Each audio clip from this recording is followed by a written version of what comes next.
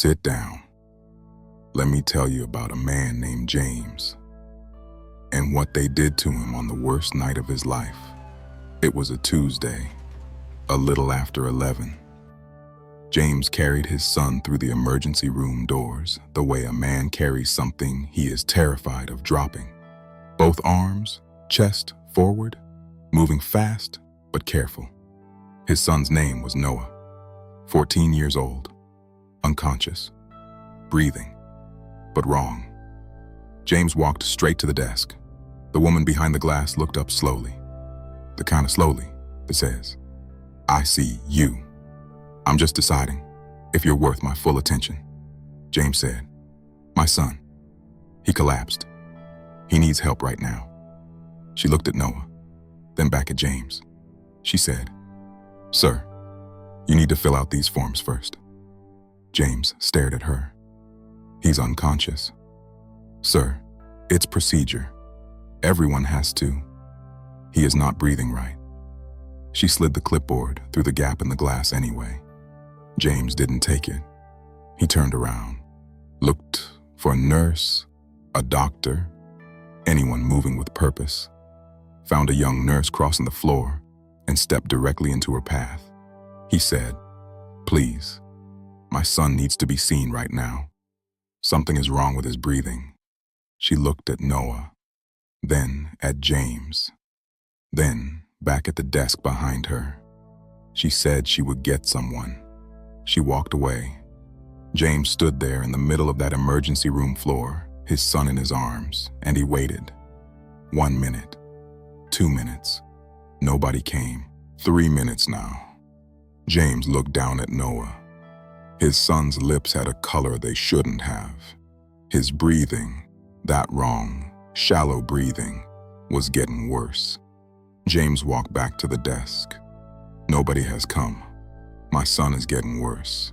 I need a doctor. Right now."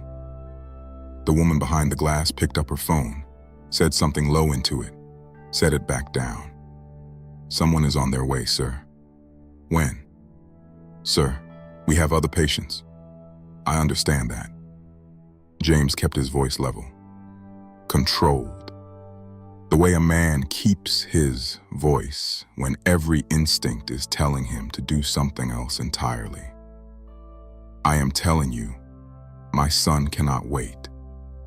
She looked at him the way people look when they have already decided what kind of man is standing in front of them. And she had decided wrong. A security guard appeared at James's shoulder. Big, unhurried. The kind of presence hospitals keep around for situations they've already categorized before they understand them.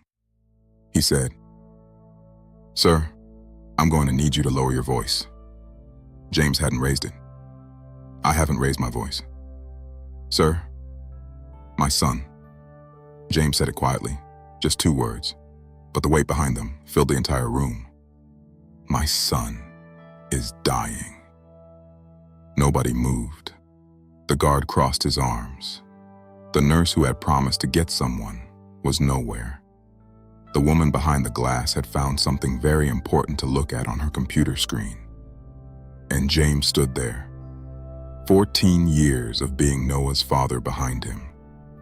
Every school morning, every nightmare, every scraped knee and failed test and slow dance at the 8th grade formal, all of it, standing in this room with him right now.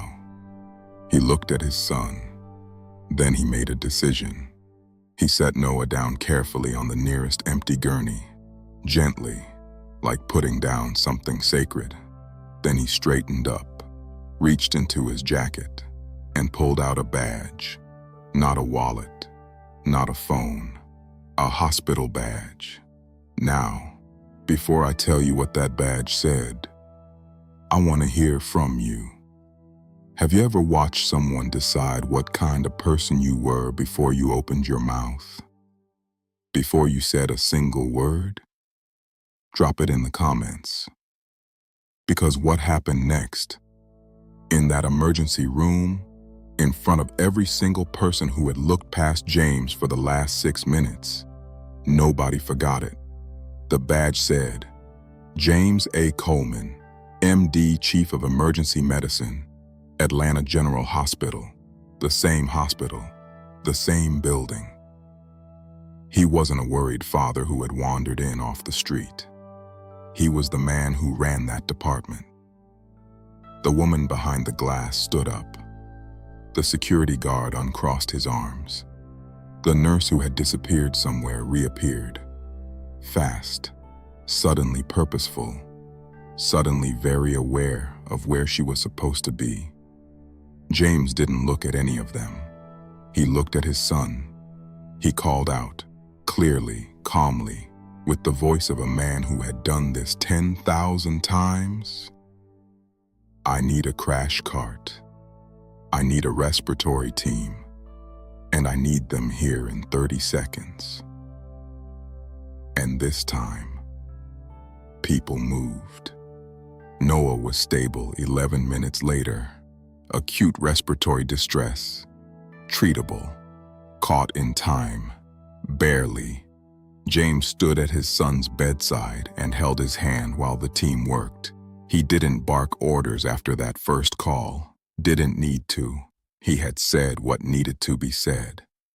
The people in that room knew their jobs. They just needed someone to remind them that this was the moment to do them. When Noah's breathing steadied and the monitors settled into something reassuring, James exhaled slowly, just once. Then he turned around. The woman from behind the glass was standing near the door. She had come out from behind it, something James suspected she rarely did. Her face had the particular expression of someone who has just understood fully and completely the size of the mistake they made. James looked at her for a long moment. He said, "Your name." Not a question. She told him. He nodded once, said, "I'll remember it." Then he looked at the security guard. The guard said, "Dr. Coleman, I didn't know." "I know you didn't." James said it without anger, without satisfaction. Just the clean, level truth of a man who had already decided how this conversation was going to go. That's exactly the problem. He looked around the room, at the nurse who had vanished, at the faces that had decided 6 minutes ago what kind of man was standing in front of them. He didn't raise his voice. He didn't need to. Every person in this room who interacted with me tonight will be in my office tomorrow morning. Not because I'm angry, but because what happened here tonight cannot happen to the next father who walks through those doors. And that man might not have a badge in his pocket. Silence. Complete. Total. The kind that means something has shifted permanently. James turned back to his son, pulled a chair to the bedside, and sat down. James never talked about that night publicly.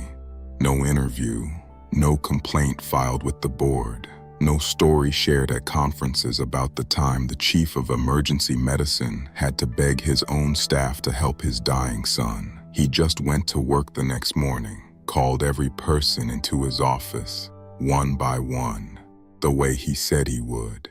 And he talked to them, not at them, not over them, with them. Because James understood something that night that a lot of people in positions of power never figure out. The problem was never those specific people. The problem was a system that had taught them, quietly, consistently, over years, to look at a black man carrying his son through emergency room doors and see a problem to manage instead of a father to help. He couldn't fix that in one conversation, but he could start, and he did. Now I want to hear from you. Have you ever been in a moment where everything you had built, everything you had earned, meant nothing to the person standing in front of you? Tell me in the comments. This channel exists for exactly that story. And if nobody has reminded you lately, your life has weight. Your presence has value. Don't let anyone make you forget that. Subscribe to Brother Marcus Speaks. New stories every week. Stories about the people who got pushed down and found a way to stand back up. Every single time. With dignity. With purpose. And with the quiet understanding that the most powerful thing a man can do is use what he has to make sure it never happens to anyone else.